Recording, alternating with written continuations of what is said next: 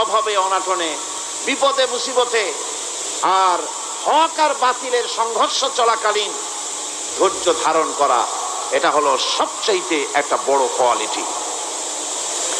কোরআনে কারিমে সবর শব্দটি সবচাইতে বেশি ব্যবহার করা হয়েছে। সর্বাধিক ব্যবহৃত শব্দ কোনটি? সবর।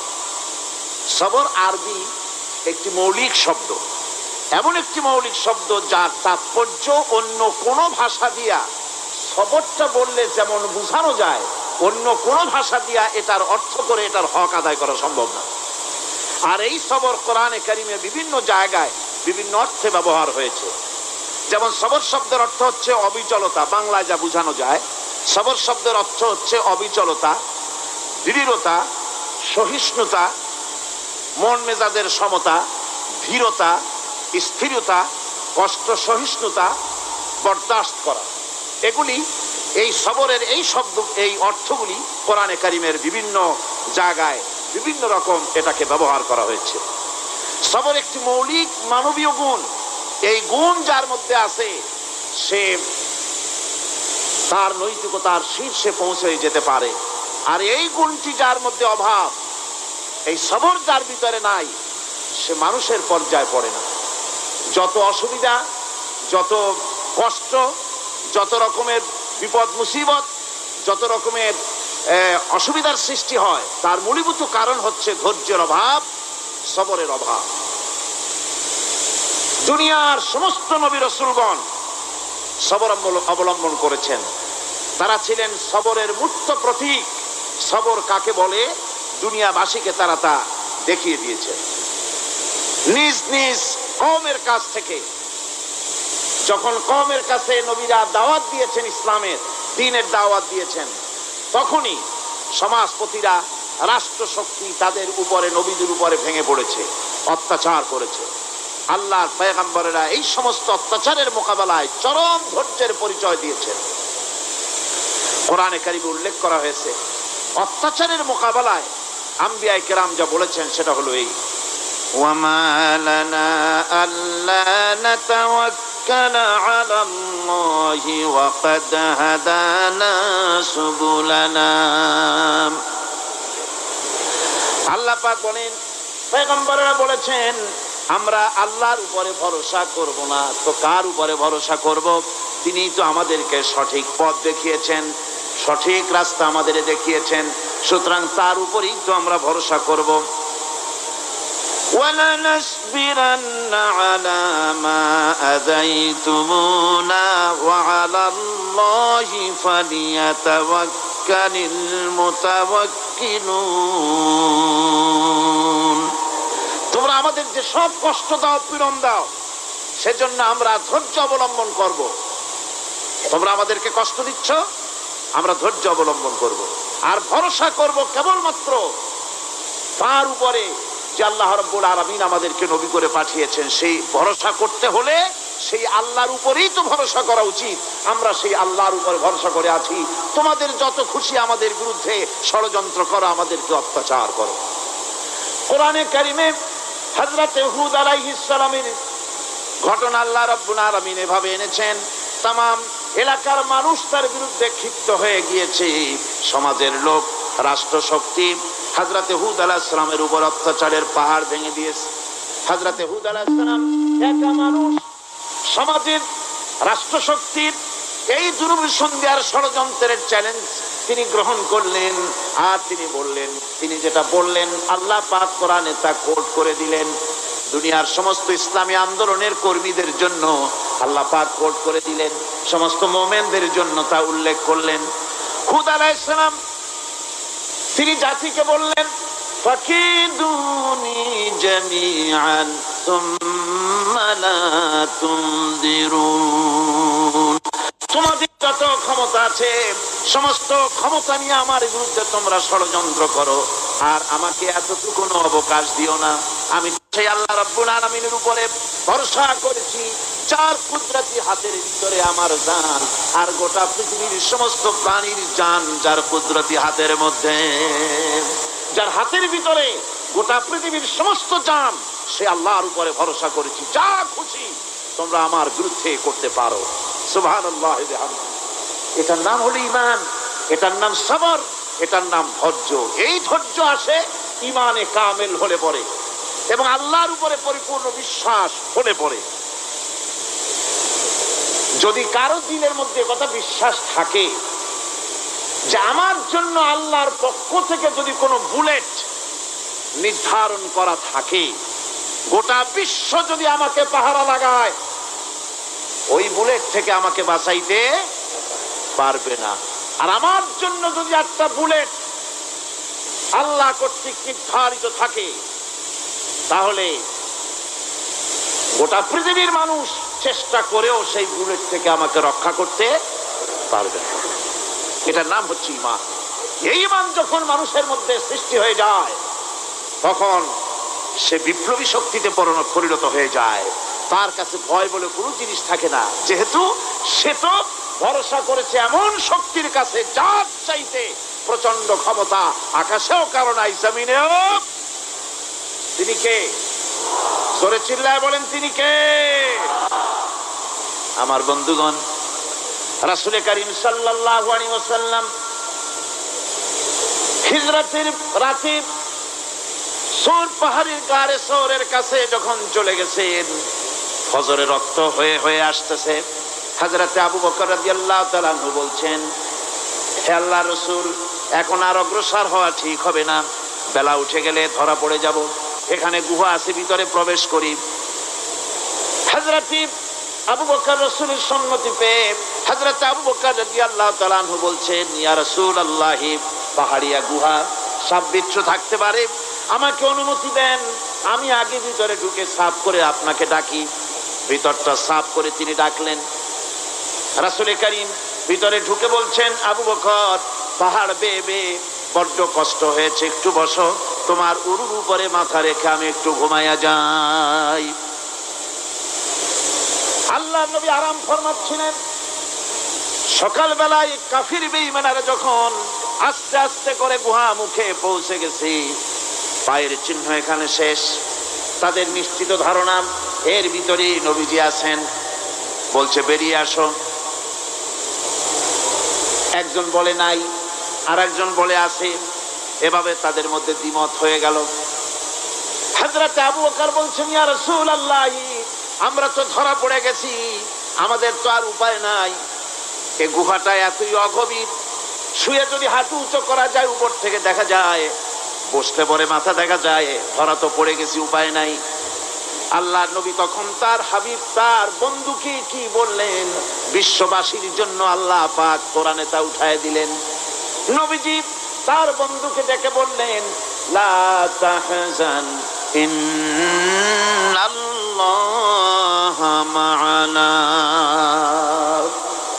ও আমার সাথী, কোনো চিন্তা করো না, ভয় পেও না, শঙ্কিত হয়েও না। আমরা মাইনরিটি নই, আমরাই মেজরিটি, কারণ আল্লাহ রাব্বুল আলামিন আমাদের সাথে আছেন। সুবহানাল্লাহ।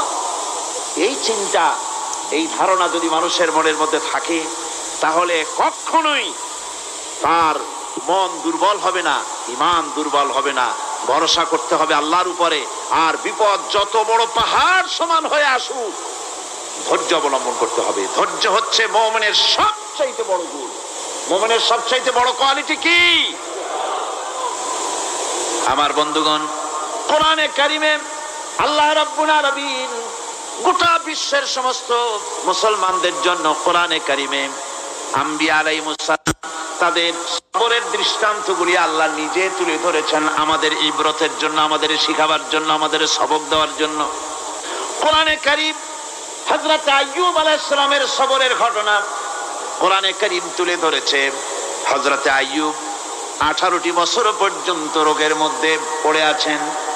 এত অসুখ করেছে, এত রোগ, শরীর পচে গিয়েছে, গায়ে পোকা ধরেছে, দুর্গন্ধ হয়ে গিয়েছে, বিবিরা চলে গিয়েছে, ছেলে মেয়ে পাড়ার লোকেরা দূর দূর করে তাড়িয়ে দিয়েছে। এবার জঙ্গলের ভিতরে গিয়ে আশ্রয় নিয়েছেন। এমন অবস্থা হয়েছে, শরীর পচে পচে জিহ্বায় যখন পোকা ধরা শুরু করে দিল, হযরত আইয়ুব আলাইহিস সালাম তখন আল্লাহ রাব্বুল আলামিনের দরবারে এই প্রথমবারের মতো তিনি বললেন, রব্বুল আলামিন, আয় আল্লাহ তাআলা, সমস্ত শরীর জরা জরা হয়ে গিয়েছে, গায়ে পোকা ধরেছি, আমি কোনো কথা বলি নাই, আমি খামোশ থেকে জিকির আজগার করতেছিলাম।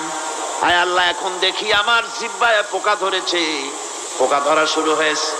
আমার জিহ্বাটায় পোকা তুমি দয়া করে দিও না, কারণ আমার জিহ্বায় যদি পোকা হয়ে যায় তাহলে তোমার মতো আল্লাহর জিকির আমি কি দিয়া করব। আমার জিহ্বাটা তুমি দয়া করে ভালো রাখো। কোরআনে কারীম বলছি, ওয়া আইয়ুবা ইয নাদা রাব্বাহু আন্নী মাসসানিয়াদ দুররু ওয়া আনতা আরহামুর রাহিমিন। স্মরণ করো সেই সময়ের কথা যখন আইয়ুব তার রবকে ডেকে বলেছিল, আমি অসুস্থ আর তুমি তো রহমান রহিম, দয়াময়। ভাষাটা দেখেন কি সুন্দর। এর থেকে কি আল্লাহর আর কিছু বলা লাগে? আল্লাহ পাকের কাছে তিনি বলতেছেন, আল্লাহ আমি তো অসুস্থ, আমি তো অসুখ করেছে আমার, আর তুমি তো দয়াময় রহমান রহিম। এক অন্ধ, ঈদের দিন কত অন্ধই তো আসে খয়রাত করার জন্য, ভিক্ষা করার জন্য, চতুর্দিকে ভিক্ষা করতেছে অন্ধরা। এক অন্ধ ঈদের গেটের কাছে দাঁড়ায় বলতেছে, ভাইরা আজ হচ্ছে ঈদের দিন আর আমি কিছু দেখতে পাচ্ছি না। এ বেশি পয়সা পাইল, মানুষের দিন তার প্রতি আকৃষ্ট হয়ে গেছে। আরে কি কথা, আজ ঈদের দিন, সকলে আনন্দ করছে আর আমি কিছুই দেখতে পাচ্ছি না। সে কিন্তু কিছু চায় নাই। ভাষার ভিতরে, কথা বলার ভিতরে এ ধরনের টেকনিক আছে। হযরত আইয়ুব আলাইহিস সালাম বললেন না যে আল্লাহ আমারে মাফ করে দাও, কষ্টের মধ্যে আছি। তিনি শুধু বলেছেন, রব্বুল আলামিন আমি অসুস্থ হয়ে পড়েছি, আমার অসুখ করেছে, আর তোমার নাম রহমান রহিম। এতটুকু কথা বলেছেন। আল্লাহ রাব্বুল আলামিনের দরজায়, তার দরবারে আইয়ুব আলাইহিস সালামের ডাক চলে গেছে। যায় নাই? কোন অসুবিধা আছে নাকি? কোনো অসুবিধা নাই। পানির তলা দিয়া যদি কেউ ডাক দেয়, পাহাড়ের ভিতরে বসে যদি কেউ ডাক দেয়, আল্লাহ রাব্বুল আলামিন তা শুনতে পান। ইউনূস আলাইহিস সালাম মাছের পেটে বসে চিৎকার মেরেছিলেন, লা ইলাহা ইল্লা আনতা সুবহানাকা ইন্নী কুনতু মিনাজ জালিমিন।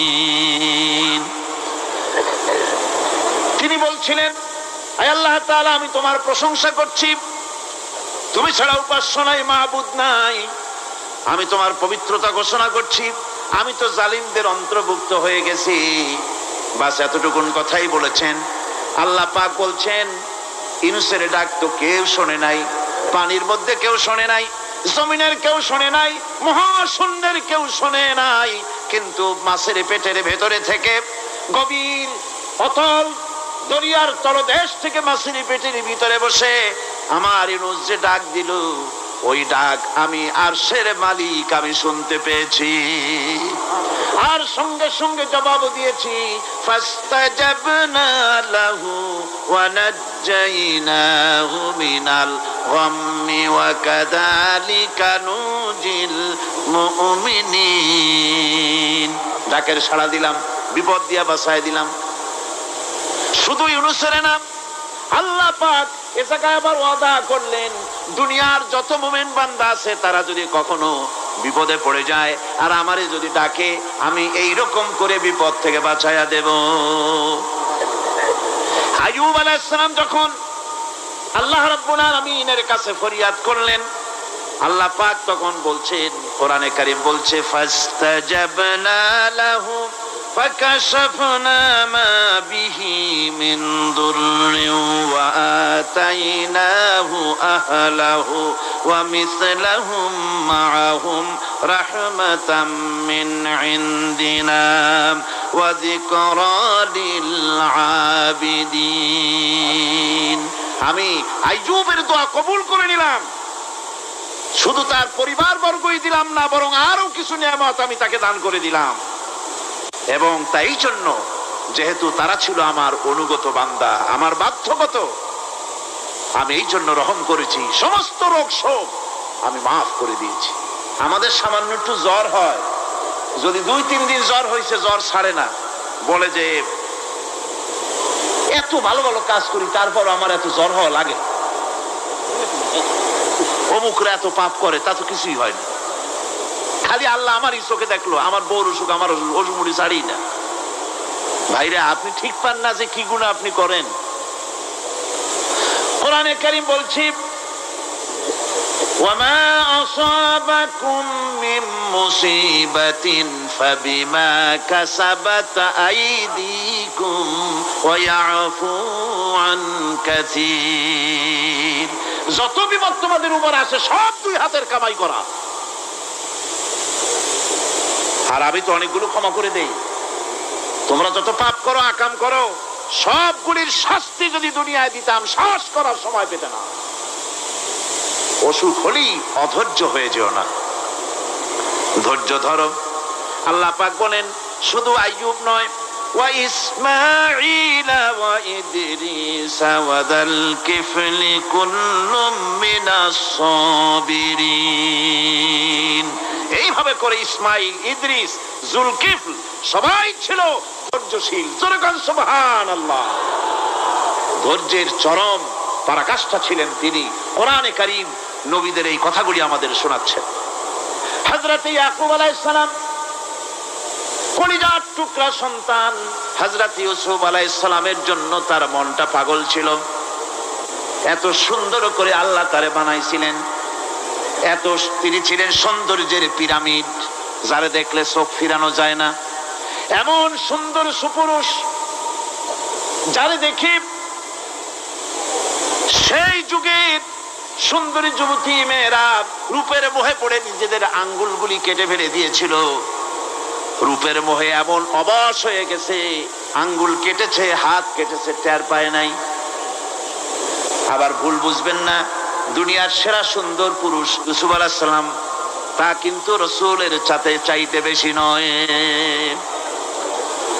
হযরত উম্মুল মুমিনিন আয়েশা রাদিয়াল্লাহু তাআলা আনহা তিনি বলেছেন, যেই সব সুন্দরী রমণীরা ইউসুফ আলাইহিস সালামকে দেখে রূপের মোহে পড়ে নিজেদের আঙ্গুলগুলো কেটে ফেলেছিল, ওরা যদি আমার হাবিবকে দেখতো, ওরা যদি আল্লাহর রাসূলকে দেখতো, তাহলে হাত কাটতে কাটতে কোন ফাঁকে যে কলিজা কেটে ফেলে দিত, ওরা টের পেত না। আমার বন্ধুগণ, হযরত আইয়ুব আলাইহিস সালাম সন্তানের মায়া, অন্যান্য ভাইরা হিংসায় পড়ে গেল, তারা নিয়ে তাকে কুয়ায় ফেলে দিল। সেখান থেকে তারা একটা ছাগল বা কোনো পশু জবাহ করে তার রক্ত মাখাইয়া জামা এনে হাজির করে দিল। হযরত ইয়াকুব আলাইহিস সালামের সামনে যে তালে নিয়ে খেলা করতে গিয়েছিলাম, আমরা খেলায় লিপ্ত ছিলাম, বাগে খাইয়া ফেলাইছে। এগুলি কি গপ্প? এগুলি কি কোরআন? আল্লাহ পাক শোনাচ্ছেন, বিশ্ববাসীকে শোনাইছেন। সূরা ইউসুফের চাইতে এত সুন্দর উপাখ্যান গোটা পৃথিবীতে আর নাই। সুবহানাল্লাহ।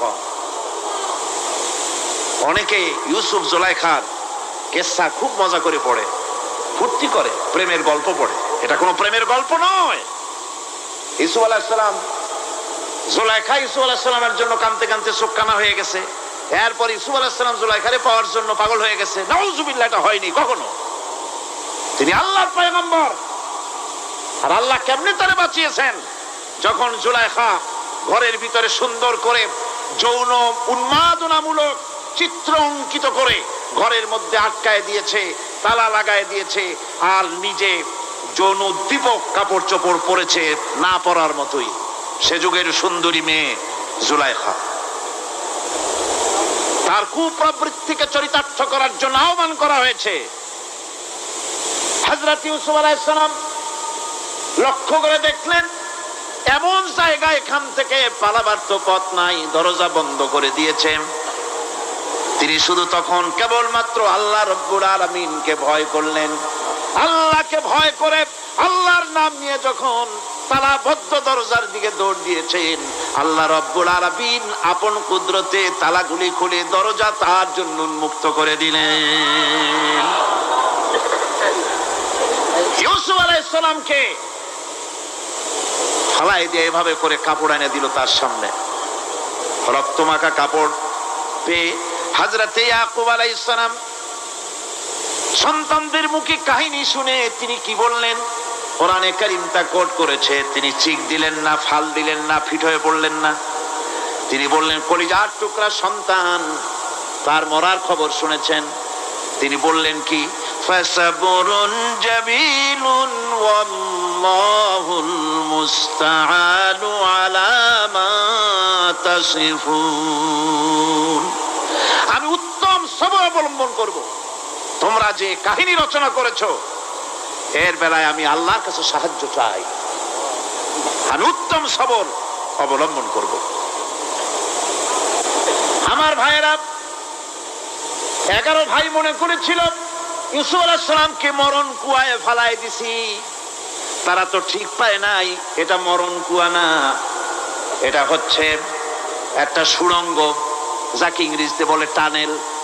এটা এমন একটা সুড়ঙ্গ, ওরা মনে করেছে মরণ কুয়া।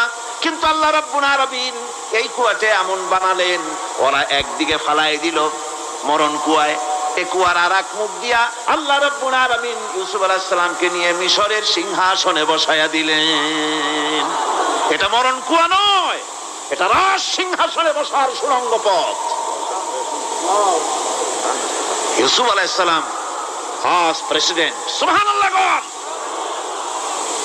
প্রেসিডেন্ট হয়ে বসে আছেন। ওদিকে কেনানে অভাব লেগে গেছে, সেখানকার মানুষেরা সাহায্য নিতে এসেছে। ওই 11 ভাইও আসছে। হযরত ইউসুফ আলাইহিস সালাম দেখেই চিনে ফেলেছে, ওরা কিন্তু তখনও ঠিক পায় নাই। হযরত ইউসুফ আলাইহিস সালাম চিনে ফেলেছেন। এখন কি করা উচিত? সবগুলাকে ঠ্যাং উপরের দিকে উঠাইয়া তারপরে সমানে ধোলাই দেওয়া হইতো স্বাভাবিক ছিল, আমাদের মতো মানুষ হইলে, ঠিক কিনা? পিটাও, ঠিক তো বলবেনি, অভ্যাস তো এটাই। হযরত ইউসুফ আলাইহিস সালাম তাদের সামনে পরিচয় দিলেন। তারা যখন বুঝতে পারল, লজ্জায় তাদের মাথা হেট হয়ে গেল। হযরত, তারা এক তো লজ্জা, আর 2 নম্বরের ভয়, জান নিয়া কেনানে কেউ ফিরে যাইতে পারবো না। এখন অবস্থা হয়েছে যে জীবনই যায় নাকি এখানে। হযরত ইউসুফ আলাইহিস সালাম ভাইদের এই করুণ দুরবস্থা বুঝতে পারলেন। বুঝে চরম ধৈর্য ধরে তিনি কি বললেন? তিনি বললেন, লা তাসরিবা আলাইকুমুল ইয়াউম। ও ভাইরা, তোমাদের বিরুদ্ধে আমার কোনো ক্ষোভ নাই, দুঃখ নাই, বিদ্বেষ নাই, হিংসা নাই, আল্লাহর রাস্তায় মাফ করে দিলাম। সুবহানাল্লাহ। এর নাম পয়গম্বর। এর নাম কি? পয়গম্বর। কিসের লেনিন, কিসের মার্কস? জওয়ানেরা, ভুল পথে মানুষ চলেছিল, আলহামদুলিল্লাহ আল্লাহ এগুলারে ডাস্টবিনে ফালাই দিছে। কারণ আলহামদুলিল্লাহ, আলহামদুলিল্লাহ। পয়গম্বর কারে বলে? কারে বলে পয়গম্বর? কি চরিত্র! রাসূল করিম সাল্লাল্লাহু আলাইহি ওয়াসাল্লাম, তাকে একজন সাহাবী বলছিলেন, হুজুর বলছেন এই কামটা করলা না কেন? সাহাবী বললেন, হুজুর আপনি যদি চোখের ইশারায় বলতেন মুখ দিয়ে না কইয়া, তাও তো আমি কামটা করে ফেলতাম, আমি তো বুঝি নাই। হুজুর বললেন, চোখের ঠারে ঠরে কাজ করা নবুয়তের শান নয়। আল ওয়াদুহু ওয়াস সারাহা, নবীরা যা করেন তা ডাইরেক্ট, কোনো বক্রতা নাই, স্পষ্ট কথা। আমার ভাইরা, হযরত ইউসুফ আলাইহিস সালাম বিনিয়ামিনকে কাছে নিয়ে পরিচয় দিলেন তার ভাইদের সামনে। কোরআনে কারীম বলছে, ক্বালা আনা ইউসুফ ওয়া হাযা আখি قد من الله علينا إنه من يتقي ويصبر فإن الله لا يضيع أجر المحسنين। আমি ইউসুফ আর এই হচ্ছে আমার ভাই। আল্লাহ আমাদের উপর ইহসান করেছেন। প্রকৃতপক্ষে যারা আল্লাহকে ভয় করে এবং সবর ইখতিয়ার করে, আল্লাহ এভাবে তাদেরকে তাদের আমলকে নিষ্ফল হতে দেন না। আমার এই জামাটা নিয়ে যাও। হযরত ইয়াকুব আলাইহিস সালাম, কলিজার টুকরা সন্তান ইউসুফ আলাইহিস সালামের বিরহ যন্ত্রণায় ছেলেকে কতদিন দেখে না, কাঁদতে কাঁদতে চোখ দুটো অন্ধ হয়ে গেছে। মিশর থেকে কেনানের দিকে জামা রওনা হয়েছে। কোথায় মিশর, কোথায় কেনান?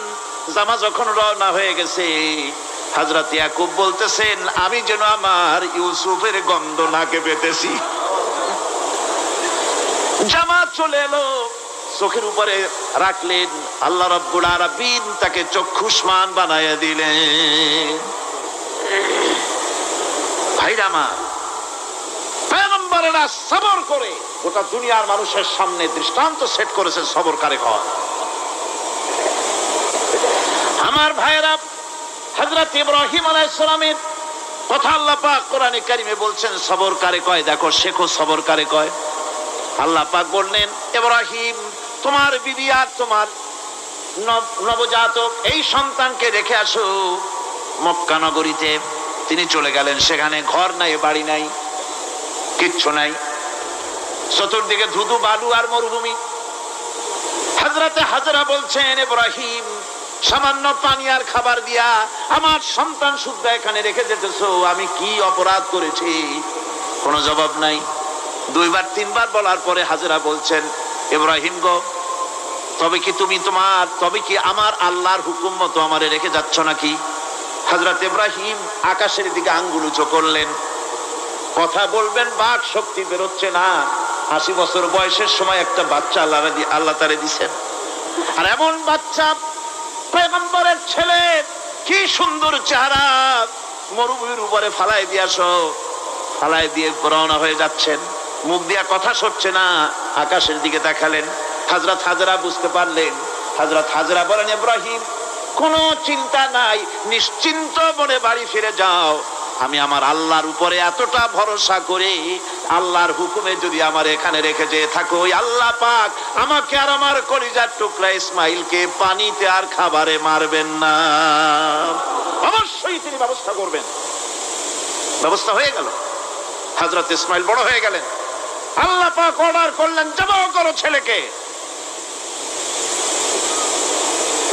হযরত ইব্রাহিম আলাইহিস সালাম যখন জবাহের প্রস্তাব করলেন, হযরত ইসমাইল তা আপত্তি করতেন, বাবাজি আমার মায়ের আর আমাকে বাচ্চা অবস্থায় ফেলে গেলেন, খাবার দেন নাই, পরার দেন নাই, বছরের পর বছর আমাদের এখানে কাটলো, দেখতেও আসেন নাই, আজ আসছেন জবাহ দিতে, এটা কেমন কথা? কি ধরনের বাপ আপনি? এরকম বলছে নাকি? এরকম বলছে? হযরত ইব্রাহিম আলাইহিস সালাম প্রস্তাবটা কিভাবে পারলেন? আল্লাহ পাক কোরআনে কারিমের দৃষ্টান্ত রেখে দিয়েছেন।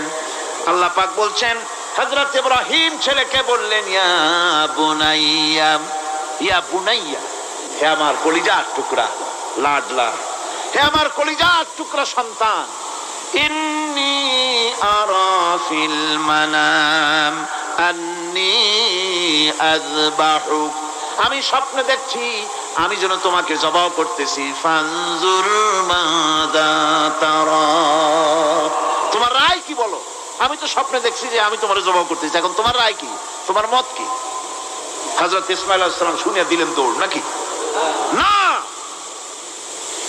হযরত ইসমাঈল আলাইহিস সালাম ধৈর্যের প্রতীক, তিনি কি কথা বললেন, তার মুখের কথা কোরআন শরীফে আল্লাহ পাক উঠায় দিলেন। হযরত ইসমাঈল বললেন, ইয়া আবাতি ফাআল মা তু'মারু সাতাজিদুনি ইনশাআল্লাহু মিনাস সাবিরিন, হে আমার পিতা, আপনি যে ব্যাপারে আদিষ্ট হয়েছেন আপনি তা পালন করুন, অবশ্যই আমাকে ধৈর্যধারীদের মধ্যে পাওয়া যাবে। সুবহানাল্লাহ। এক বর্ণনায় এসেছে, হযরত ইসমাঈল বললেন, আব্বাজান আমি ধৈর্যধারীদের ভিতরে আমারে পাবেন, তবে জবাহ করার আগে আমার হাত পাটা একটু বেঁধে নেন, কারণ জবাহের যন্ত্রণায় আপনার গায়ে যদি আমার হাত পাও লেগে যায় তো বেয়াদবি হয়ে যেতে পারে, আর আমি মরে আমার জবাহ হয়ে যাওয়ার পর আমার রক্ত মাখা জামাটা নিয়া আমার মা হাজেরারে দিবেন, কারণ তাকে মা বলবার মতো আর তো কেউ নাই। হযরত ইব্রাহিম তাকে বাঁধবার জন্য প্রস্তুতি নিলেন। হযরত ইসমাঈল বলছেন, আব্বাজান বাঁধবেন না, বাঁধার প্রয়োজন নাই।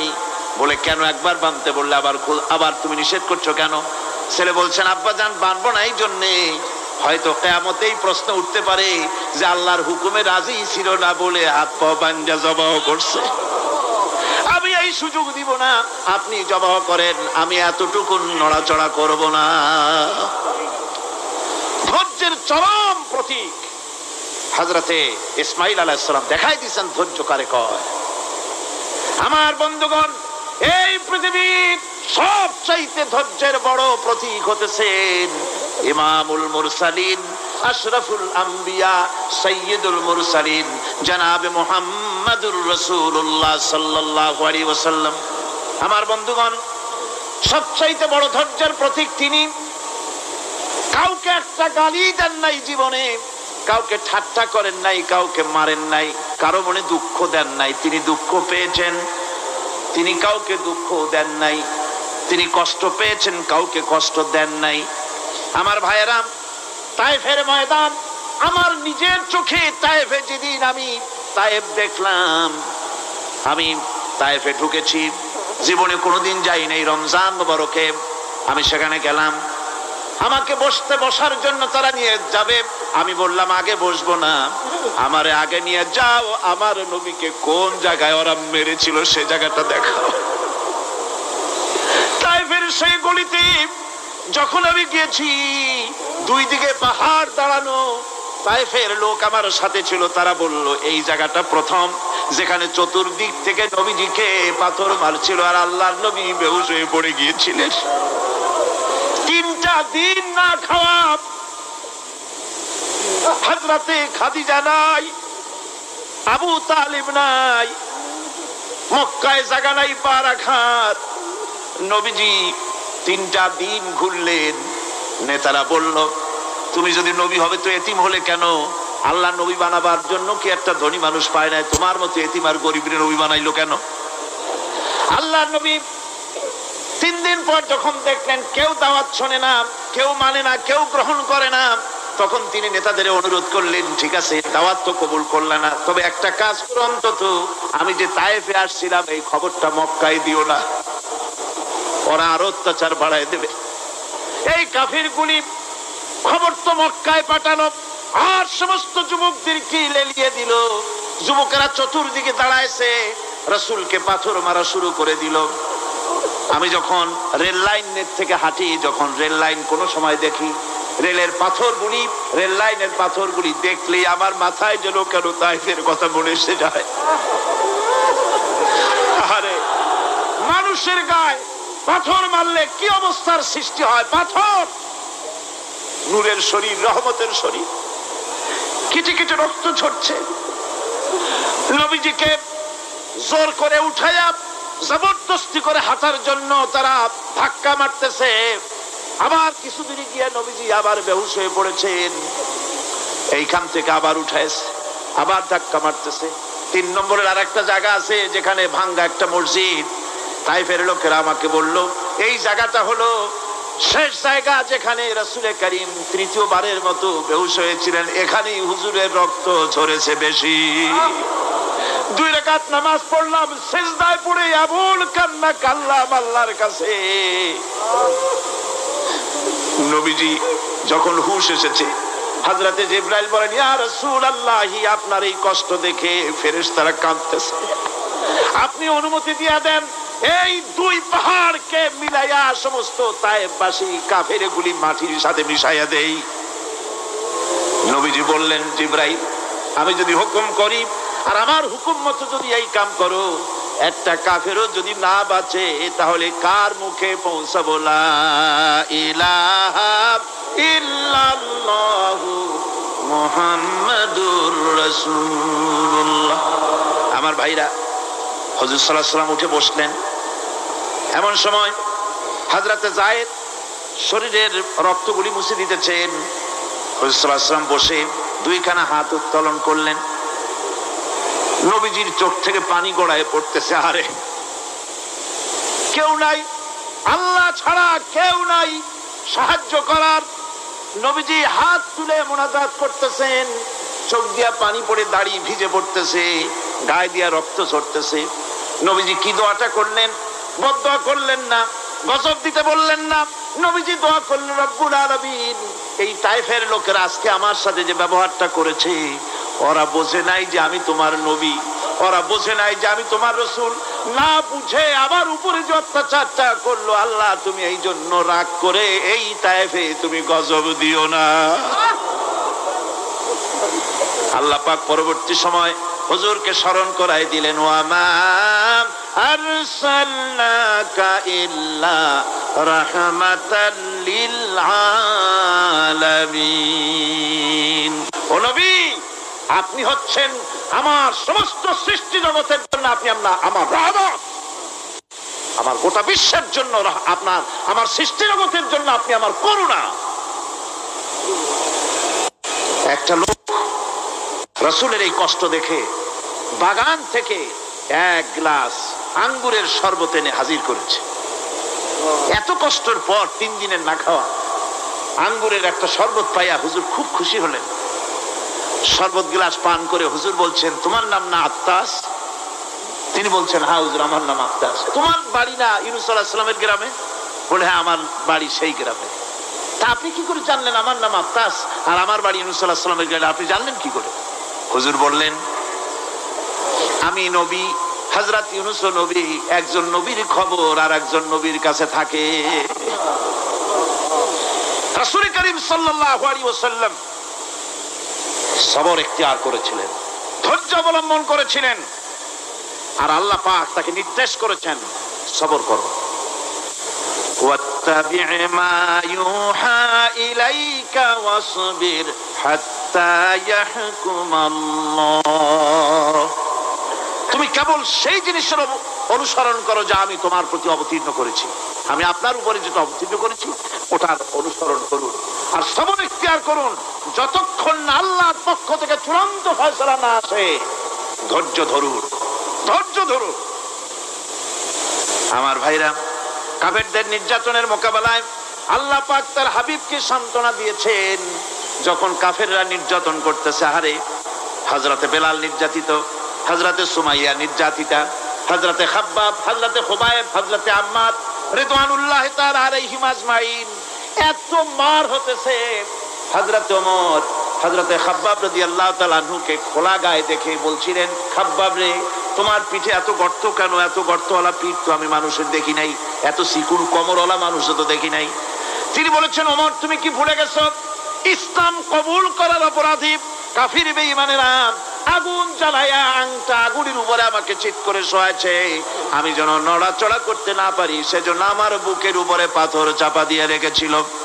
গায়ের চর্বি আর রক্ত গলে গলে পড়ে আগুন নিবেছে, আর আগুন গোশত পুড়ে যে পিঠের মধ্যে প্রবেশ করেছিল আজও পর্যন্ত পিঠের সেই গর্ত সেরে যায় নাই।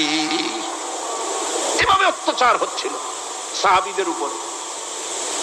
আল্লাহ রাব্বুল আলামিন তার হাবিবকে সান্ত্বনা দিলেন, ওয়াসবির ওয়ামা সাবরুকা ইল্লা বিল্লাহি ওয়ালা তাহজান আলাইহিম ওয়ালা তাকু ফি যায়কিম মিম্মা ইয়ামকুরুন। হে রাসূল, সবরের সাথে কাজ করতে থাকুন। আপনার এই সবরের তৌফিক তো আল্লাহই দিয়েছেন, আর ওদের সমস্ত ষড়যন্ত্র, ওদের অপকৌশলে আপনি দুঃখিত হবেন না, চিন্তা করবেন না, ভারাক্রান্ত হবেন না। আপনি নিশ্চিত থাকুন। ওয়াসবির লিহুকমি রাব্বিকা ফাইন্নাকা বিআয়ুনিনা। হে নবী, আপনার রবের চূড়ান্ত ফয়সালা আসা পর্যন্ত ধৈর্য ধারণ করুন। আপনি তো আমার চোখের সামনে। সুবহানাল্লাহ, সুবহানাল্লাহ। আপনি আমার চোখের সামনে। কে আপনাকে কি করবে আমি দেখবো না? সুবহানাল্লাহ। মন্ত্রী যদি, এই সলিমুদ্দিন মার্কা মন্ত্রী যত আছে, এই মন্ত্রীরা যদি কয় বেটা তোর ভয় কিসে, আমি তোকে দেখছি না, সাহসটা কেমন বাড়ে, কেমন বাড়ে সাহস। আর এ কোনো মন্ত্রী ছাতা মাথা না, কোন প্রেসিডেন্ট রাজা বাদশা না, আকাশ আর জমিনের মালিক আমার আল্লাহ রাব্বুল আলামিন বলছেন, হাবিব কোনো চিন্তা নাই, আপনি আমার চোখের সামনে। ওরা চায় আপনাকে দুনিয়া থেকে মিটাই দিতে, আর আমি চাই ওয়ারাফানা লাকা যিকরাক, আপনার প্রশংসা তো হবে গোটা বিশ্ব জুড়ে, সর্বত্র ছড়িয়ে যাবে আপনার নাম। সুবহানাল্লাহ। আল্লাহ পাক অন্যত্র বলেছেন, ওয়ালাকাদ কুযযিবাত রুসুলুম মিন ক্বাবলিকা ফাসাবারু আলা মা কুযযিবু ওয়া উযু হাত্তা হাত্তা আতাহুম নাসরুনা।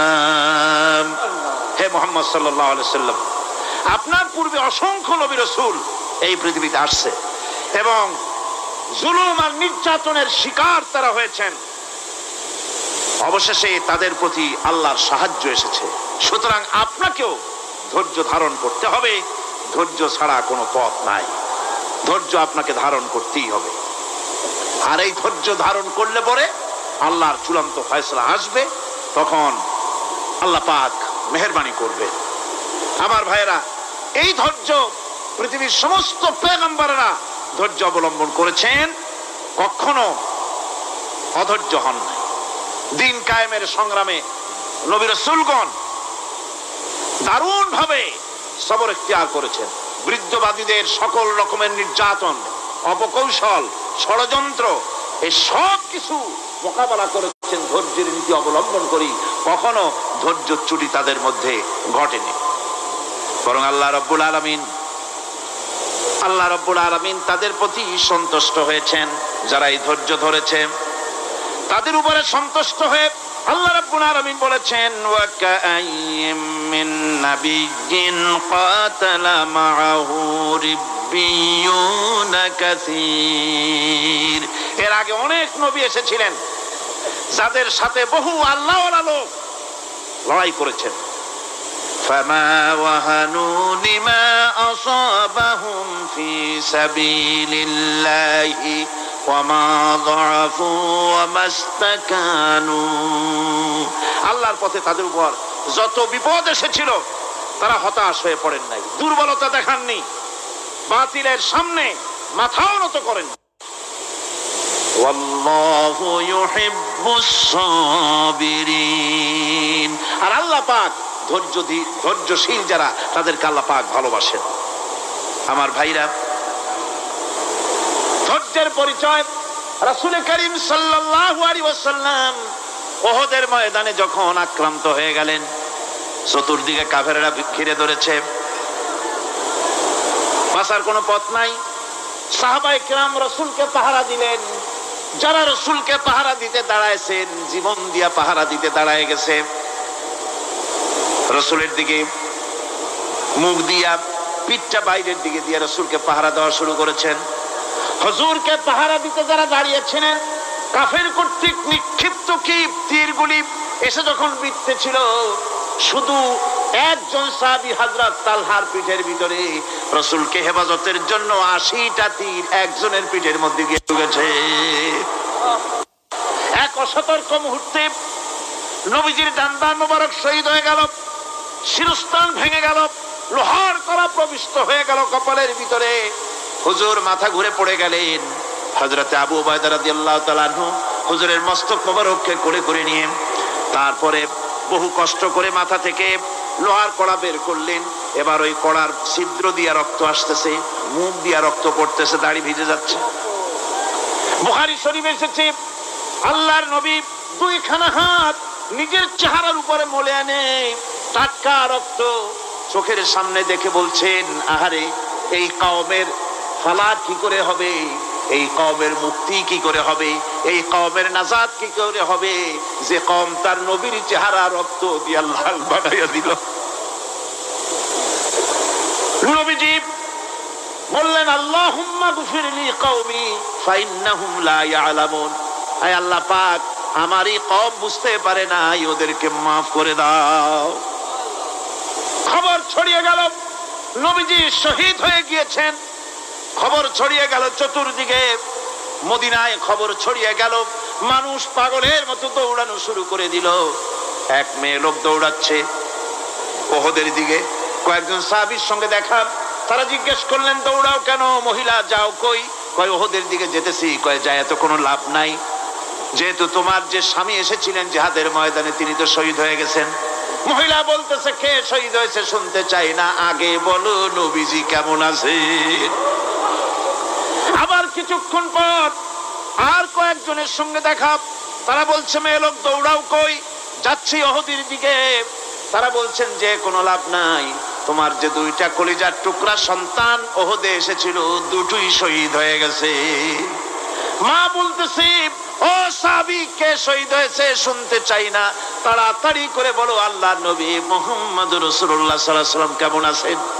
দৌড়াতে দৌড়াতে উহুদের মাঠে সাহাবায়ে কেরাম পরিবেষ্টিত, আল্লাহর নবীর কাছে গিয়ে হুজুরের জীবিত চেহারা মুবারকের দিকে তাকায়া মেয়ে লোকটি কাঁদতেছে আর বলতেছে, ইয়া রাসূলুল্লাহ, আমার স্বামী মরা শোক, আমার কলিজার টুকরা দুইটা সন্তান মরা শোক আমার কলিজা থেকে মুছে গেছে, আপনি বেঁচে আছেন, তামাম মুসলমানদের এর চাইতে বড় সান্ত্বনা আর নাই। ভাইরা আমার, রাসূল করিম সাল্লাল্লাহু আলাইহি ওয়াসাল্লাম এভাবে করে ধৈর্যের পরিচয় দিয়েছেন। গালাগালি দেন নাই, রাগ করেন নাই, বদদোয়া করেন নাই। সুবহানাল্লাহ কোন, সুবহানাল্লাহ। ভাইরা আমার, এই সবর এমন মহান বৈশিষ্ট্য, এর মধ্যে রয়েছে জিহাদের ময়দানে যদি লোক কম হয় আর যদি তাদের মধ্যে সবর থাকে, বেশি সংখ্যক লোকের উপরে আল্লাহ পাক সবরকারীদেরকে বিজয়ী করে দিবেন। কোরআনে কারীমে রব্বুল আলামিন বলেন, কাম মিন ফিয়াতিন কালিলাতিন গালাবাত ফিআতান কাসীরাতাম বিইذনিল্লাহ আল্লাহু মা'আস সাবিরিন। এমন ঘটনার বহু নজির আছে যে কম সংখ্যক লোকেদের উপরে আল্লাহ পাক, বেশি সংখ্যক লোকেদের উপর আল্লাহ পাক কম সংখ্যক লোকদেরকে জয়ী করে দিয়েছেন। আল্লাহু মা'আস সাবিরিন, আর আল্লাহ আছে ধৈর্যশালীদের সাথে। আল্লাহ আছে কাদের সাথে? দেখেন না বদরের কামটা, বদরের ময়দান, 313 জন মুসলমান, অস্ত্রপাতি নাই, সামান্য সামান্য অস্ত্র, আর কাফেররা এসছে হাজারেরও বেশি। আমার বন্ধুগণ, ধৈর্য কত বড় কাম দিল, ধৈর্য ধারণ করেছেন তারা, আল্লাহর উপরে ভরসা করেছেন। আল্লাহ রাব্বুল আলামিন অস্ত্রের কাজ কি দিয়া করায় দিলেন। একজন সাহাবী এসে বলছেন, হুজুর, জিহাদের ময়দান, ইসলামের প্রথম জিহাদ, আমার কাছে তো অস্ত্র নাই, মেহেরবানি করে একটা অস্ত্র আমারে দেন, আমি লাফায় পড়ি জিহাদের মধ্যে। হুজুর বলেন, অস্ত্র তো আমার কাছে নাই, দিব করলে যে কাম হয়, শুকনা খেজুরের ডালের আঘাতে কাফের দ্বিখণ্ডিত হয়ে জমিনে পড়ে গেল। ভাইরা আমার, আল্লাহ রাব্বুল আলামিন সবর যারা করে, সংখ্যা যদি কম হয়, আল্লাহ পাক তাদেরকে বিজয়ী করে দেবেন, এই ওয়াদা আল্লাহ রাব্বুল আলামিন করেছেন। এই সবরের গুণ ছাড়া জান্নাতেও প্রবেশ করা যাবে না। সবর যদি না থাকে বেহেশতে যাওয়া যাবে না। ভালো করে মনে রাখেন, আল্লাহ পাক বলছেন, আম্মা হাসিবতুম আন তাদখুলুল জান্নাতা ওয়া লাম্মা ইয়া'লামিল্লাহুল্লাযীনা জাহাদু মিনকুম ওয়া ইয়া'লামাস সাবিরিন। তোমরা কি মনে করেছো এমনি বেহেশতে চলে যাবা? এটা কি মামু বাড়ির আবদার নাকি? এমনি বেহেশতে চলে যাবা? অথচ আল্লাহ রাব্বুল আলামিন এখনো দেখেন নেননি যে তোমাদের মধ্যে কারা জিহাদ করতে প্রস্তুত, কারা তোমাদের মধ্যে জিহাদ করে জান দেওয়ার জন্য প্রস্তুত, আর কারা ধৈর্যধারী, এটা তো আল্লাহ এখনো দেখে নেন নাই। সুতরাং হক এবং বাতিলের সংগ্রামে লিপ্ত হতে হবে। আল্লাহ দেখতে চান কারা জীবন দিতে চায়। সুতরাং ইসলামী আন্দোলনে যারা শরীক হবে, তাদের বিপদ এবং মুসিবত দিয়ে আল্লাহ রাব্বুল আলামিন তাদের সাহসিকতা এবং ধৈর্যের পরীক্ষা নিবেন।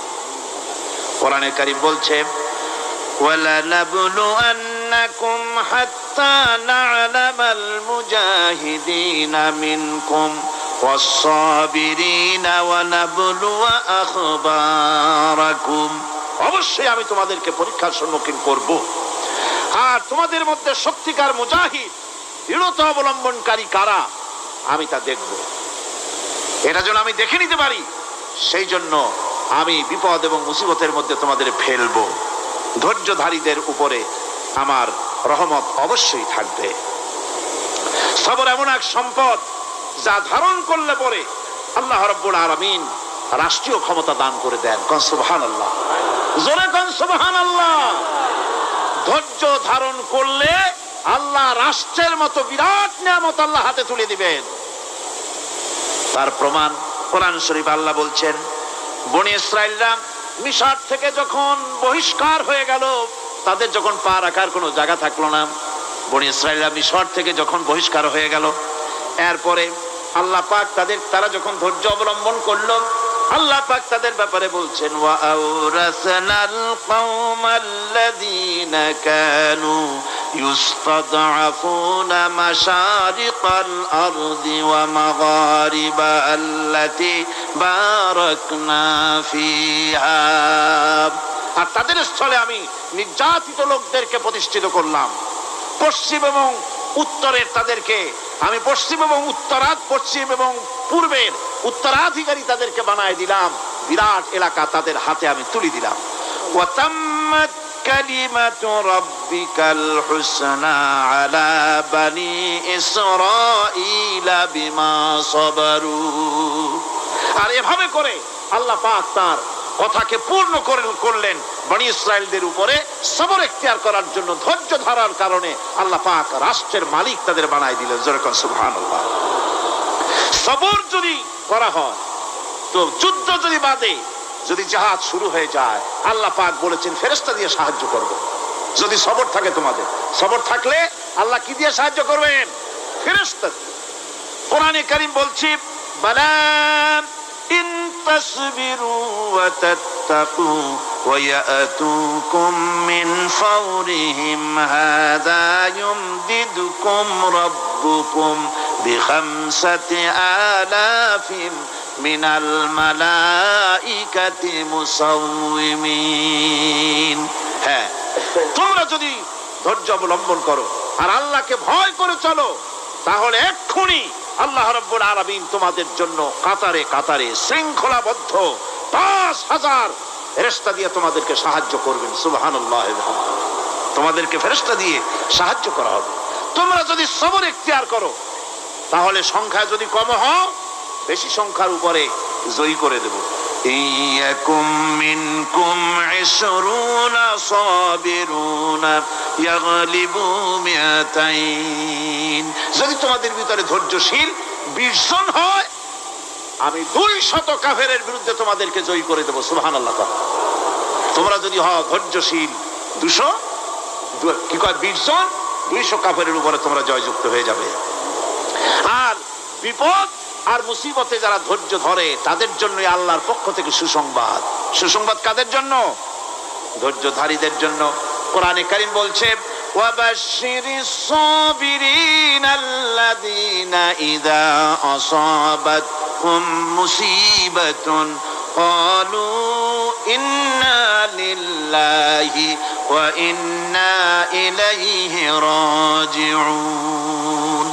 সুসংবাদ সেই সব ধৈর্যশালীদের জন্য যারা নাকি বিপদ এবং মুসিবতে আসলে যারা বলে, কি বলে? পড়েন আমার সাথে, ইন্না লিল্লাহি ওয়া ইন্না ইলাইহি রাজিউন।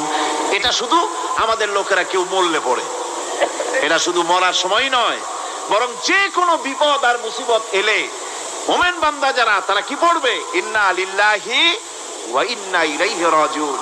নিশ্চয়ই নিশ্চয়ই আমরা আল্লাহর জন্য এবং আমাদের সকলকেই আল্লাহর কাছে ফিরে যেতে হবে, প্রত্যাবর্তিত হতে হবে।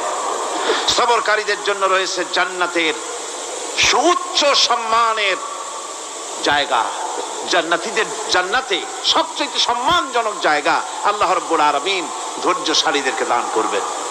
কোরআনে কারীম বলছে উলাইকা ইউজজাউনাল গুরফাতা বিমা সাবারু ওয়া ইউলাক্কাউনা ফিহা তাহিয়াতাও ওয়া সালামা। এরা হলো সেই সব লোক যাদেরকে প্রদান করা হবে বেহেশতের সুউচ্চ মঞ্জিল, কারণ তারা সবর এখতিয়ার করেছিল, তারা সবর করছিল, এই জন্য বেহেশতের সবচাইতে ভালো জায়গা তাদের দেওয়া হবে। কোন আলহামদুলিল্লাহ, জোরে কোন আলহামদুলিল্লাহ। এবং জান্নাতে সবরকারীদেরকে সম্বর্ধনা দেওয়া হবে, সম্বর্ধনা দেওয়া হবে। খালিদিনা ফিহা হাসুনাত মুস্তাকাররান ওয়া মুকামা। চিরদিন তারা জান্নাতের ভেতরে বসবাস করবে এবং কতই না সুন্দর, কতই না উত্তম জায়গা সবরকারীদের জন্য আল্লাহ বেহেশতের মধ্যে রেখে যাবেন। জান্নাতে প্রবেশ করার সাথে সাথে চতুর্দিক থেকে ফেরেশতারা ছুটে আসবে সবরকারীদের জন্য।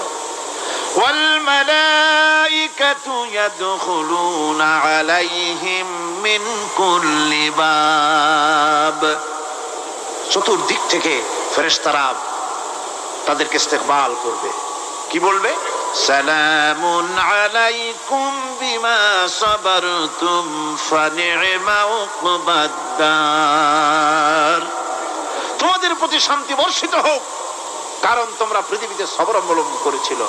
কতই না উত্তম জায়গা, কতই না সুন্দর জায়গা আল্লাহ রাব্বুল আলামিন সবরের বিনিময় তোমাদেরকে দান করেছেন। সুতরাং এই সবর হচ্ছে মুসলমানদের জন্য সবচেয়ে বড় নিয়ামত। আজ আমার তো মনে হয় পৃথিবীতে মুসলমানরাই সবচেয়ে বেসবর। ট্রেনে যাবে বসা নিয়ে বেসবর, টিকিট নিয়ে বেসবর, বাসের মধ্যে বেসবর, বাজারে যাবে বেসবর, স্কুলে যাবে বেসবর, যেখানে যান সব জায়গায় আমরা বেশি অধৈর্য, ঠিক কিনা কর? সামান্য সামান্য জিনিস নিয়ে ঝগড়া করা, মারামারি করা, এই হচ্ছে আমাদের ট্র্যাডিশন। ধৈর্য অবলম্বন করতে হবে জীবনের সকল ক্ষেত্রে। এই ধৈর্য আমাদেরকে রক্ষা করতে হবে। এই ধরনের ধৈর্য যদি আমরা অবলম্বন করতে পারি, তাহলে আল্লাহ পাক বলছেন উলাইকাল্লাযীনা সাদাকু ওয়া উলাইকা হুমুল মুত্তাকুন। এরাই হলো ঈমানের দাবিতে সত্যবাদী। কোন আলহামদুলিল্লাহ। কারা কারা? না না, শুধু সবরকারী না, এই যে 10টা পয়েন্ট বলা হলো, কয়টা পয়েন্ট বলা হয়েছে? 10টি পয়েন্ট। সেই 10টি পয়েন্ট যারা পালন করবে এরা হলো ঈমানের দাবিতে সত্যবাদী, আর এরাই হচ্ছে প্রকৃতপক্ষের মুত্তাকি।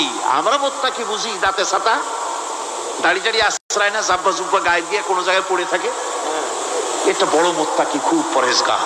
সালার চট্টর যদি পড়ে তাহলে তো আরো বড় পরেজগার। জি, আর যদি কাপড় চোপড় মোটেও না থাকে তাহলে তো খাজা বাবা হয়ে গেল। নাউযুবিল্লাহি মিন যালিক।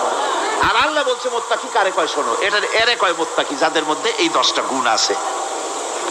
এই 10টি সত্য যদি সম্পাদন করতে পারি, যদি আমল করতে পারি, জীবন ধন্য হয়ে যাবে। সেই 10টি কথা আমি আবার আপনাদের স্মরণ পটে তুলে দিতে চাই, প্যাকেট করে পকেটে উঠাই দিতে চাই, যেন বাড়ি নিয়ে যেতে পারেন।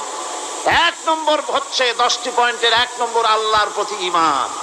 1 নম্বরে আল্লাহর প্রতি ঈমান, 2 নম্বরে পরকালের প্রতি ঈমান, 3 নম্বরে ফেরেশতাদের উপর ঈমান, 4র্থ নম্বরে কিতাবের প্রতি ঈমান, 5ম নম্বরে নবীদের প্রতি ঈমান, 6ষ্ঠ নম্বরে সহায় সম্বলহীন নিকটবর্তী আত্মীয়, ইয়েতিম, মিসকিন, প্রবাসী, মুসাফির, সাহায্য প্রার্থী, এদেরকে মুক্ত করার জন্য এদেরকে সাহায্য প্রদান করা, 7 নম্বরে নামাজ প্রতিষ্ঠা করা, 8 নম্বরে যাকাত আদায় করা, 9 নম্বরে ওয়াদা পালন করা, 10 নম্বরে সবর এখতিয়ার করা। কয়টা হলো? এই 10টি কাজ যদি আমরা পালন করতে পারি, বিপদে মুসিবতে ধৈর্য ধারণ করতে পারি, যত মুসিবত আসুক, আসলে এগুলি কিছু না। মুসিবত আল্লাহ টেস্ট করবেন, মুসিবত দিয়া আল্লাহ টেস্ট করেন। দেখা যায় যে ওদের শক্তি খুব বেশি, চোখে আপনি দেখতে পারেন, কিন্তু আল্লাহ বলছেন ইন্না কায়দা শায়তানে কানা দাঈফা। বাতিলরা হলো শয়তান, বাতিলরা কি? আর ওদের চক্রান্ত আসলেই দুর্বল। এদের চক্রান্ত আসলে কি? দুর্বল। কাজেই এগুলিকে ভয় করা যাবে না। বিপদে মুসিবতে ধৈর্য ধারণ করে যদি অগ্রসর হওয়া যায়, তো আল্লাহ রাব্বুল আলামিন এই 10টি পয়েন্ট যদি আমল করা যায়, দুনিয়ার শান্তি পাবো, আখিরাতেও শান্তি পাবো। যত মুসিবত আসুক, বিপদ আসুক, ধৈর্যের সাথে মোকাবেলা করতে হবে। ধৈর্যের অর্থ কি? আমি আগেই বলেছি, ধৈর্যের অর্থ হচ্ছে অবিচলতা, দৃঢ়তা, বরদাস্ত করা, সহিষ্ণুতা, ধীরতা, স্থিরতা। ধৈর্যের অর্থ এটা নয় একজন একটা থাপ্পড় মারলো আর আপনি বলবেন যে বাবা ব্যথা পাইছো নাকি, তাহলে আরো একখান থাপ্পড় দিয়া দাঁত আমার সবগুলো ভালাই দেয়। এর নাম ধৈর্য নয়। ধৈর্য হচ্ছে পরিস্থিতির মোকাবেলা করতে হবে সাহসিকতার সাথে, এর নাম হচ্ছে ধৈর্য। ওই যে আমি একটা দৃষ্টান্ত দিয়ে থাকি, এক সাপ একবার মুরিদ হয়েছিল এক পীর সাহেবের কাছে। পীর বলছিলেন যে না, আমি তো এইসব সাপ টাপ মুরিদ বানাই না। কয় না হুজুর, আমারে বানান। তারপরে মুরিদ বানায় কিছু ওজিফা তারে শিখাই দিল আর বললো খবরদার কাউকে দংশন করবে না। ঠিক আছে, সে যায়া জিজ্ঞাসা শুরু করে দিয়েছে। এর মধ্যে জমিনে রাখাল আসছে, ধান কাটছে, ধানগুলো নিবি কি করে? দড়ি দাড়ি পাচ্ছে না, তো কি করা যায়, বানবে কি দিয়া? সন্ধ্যার পরে অন্ধকারে দেখে যে দড়ি একটা পড়ে আছে, ও যে কি দড়ি তা তো ওরা বুঝে নেই, ওইটারে নিয়ে ধান রে ফেসাইয়া লেজ দিয়ার মাথা দিয়ে এরকম করে বাসেটারে দিয়ে বাঁধছে। সাপ তখন বলতেছে, হায় হায় রে, কেবল যে মুড়ি ধইছি, তা না হলে তুই ঠিক পাইছি যে আমি কি ধরনের দড়ি। এরপরে নিয়ে বাড়ি নিয়ে ভালাই দিয়েছে, ওটারে খুলিয়া সাপটার ঘাড় গেছে মস্কিয়া। বহুত কষ্ট করে হুজুরের বাড়ি গিয়ে হাজির, কয় যে হুজুর কি একখান জিকের শিখাইলেন, আমার তো ঘাটটার মুসকে শেষ। আশ্চর্য কথা, কত মানুষ মুড়ি ধইলো, কত কিছু মুড়ি ধইলো, কারো তো জিকের করলে ঘাড় মস্কে যাবে কেন, এটা কেমন কথা? কয় হুজুর ঘটনাই। আরে বেটা ঘটনা এইটা, তুই কি করছিলি? কয় যে আপনি যে নিষেধ করছেন দংশন করতে, আমি তো দংশন করতে পারিনি। আরে বেটা, দংশন করতে নিষেধ করছিলাম, ফোঁস করতে তো নিষেধ করি নাই। তোরে যখন দড়ি মনে করে হাত দিছিল, ফোঁস করে উঠতি, ওই রাখাল লাফ দিয়া বর্ডার পার হইয়া দিল্লি চলে যেত। কাজী ধৈর্যের মানে শীত হয়ে পড়া না। ধৈর্য মানে অবিচলতা, দৃঢ়তা নিয়ে শক্তি সঞ্চয় করে আল্লাহর উপরে ভরসা করে বাতিলের বিরুদ্ধে ঝাঁপায় পড়তে হবে, বাতিল উৎখাত হতে বাধ্য হবে।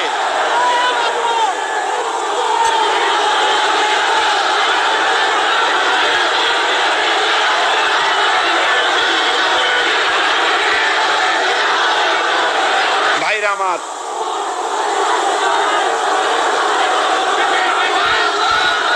সুতরাং আলহামদুলিল্লাহ আমরা কোরআনে কারিমের এই আয়াতে কারিমাত আমরা যদ্দূর পারলাম আলোচনা করেছি। আল্লাহ পাক যেন এতে বরকত দেন, জোরে কোন আমিন, আরো জোরে কোন আমিন। মোনাজাতের জন্য বসেন, এক্ষুনি মোনাজাতের জন্য দাঁড়ানো ভাইরা সব বসে পড়েন। আল্লাহুম্মা আমিন। রব্বানা যালামনা আনফুসানা ওয়া ইন লাম তাগফির লানা ওয়া তারহামনা লানাকুনান্না মিনাল খাসিরিন। রব্বানা লা তুযিগ কুলুবানা বা'দা ইয হাদাইতানা ওয়া হাব লানা মিন লাদুনকা রাহমাতান ইন্নাকা আনতাল ওয়াহ্হাব। আয় আল্লাহ তাআলা, এই বিশাল জনসমুদ্র নিয়ে তোমার দরবারে হাত তুলেছি পবিত্র মেরাজের রজনীতে। আয় আল্লাহ, তুমি দয়া করে মেহেরবানি করে আমাদের আলোচনা, দুরুদ সালামের সওয়াব আমাদের বিশ্ব নবী তোমার প্রিয় হাবিব জনাবে মুহাম্মদ রাসূলুল্লাহ সাল্লাল্লাহু আলাইহি ওয়াসাল্লামের রূহ মুবারকে পৌঁছায়া দাও।